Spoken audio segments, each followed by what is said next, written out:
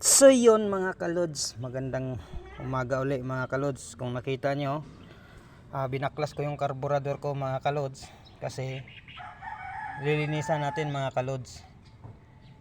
Kasi buhat ng pag piniga ko siya, lalo na paghatawan, nahagok mga kalods. So kailangan nating linisin ang carb. Susubukan nating linisin. Bagong palit na po tayo ng spark plug mga kalods, pero ganun pa rin siya.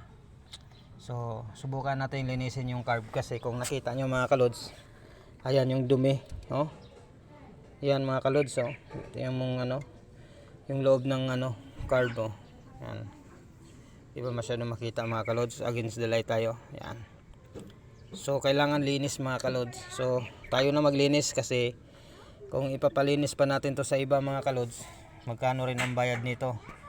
So yun nga lang, wala tayong pangbuga ng hangin o wala tayong pang spray.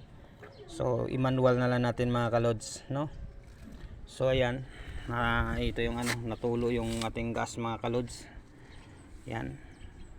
Ito nilagyan natin ng harang. Tapos yan yung laman ng carb.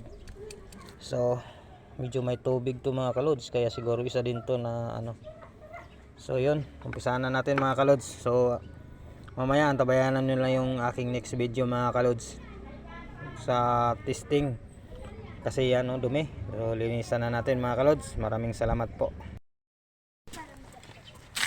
So yun mga kalods, ayan, na linis na natin to mga kalods. Ayan. So importante dito mga kalods, ito. Yan. Itong mga butas na to mga kalods. Ayan, kailangan walang barado. So dapat mas maganda sana kung mayroon ka talagang pang spray. So ang ginawa natin, ihip-ihip lang mga kalods. So ang daming dumi mga kalods. Ayan. So yan ang possible na dahilan bakit na hagok siya pag piniga mo siya mga kalods.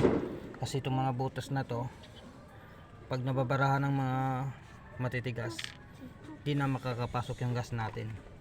Yan. So hanggang dito na lang mga kalods muna mga kalods, no? At least kita nyo, napaklas na natin. So mamaya tatingnan natin kung okay ba yung performance na mga kalods. Maraming salamat po.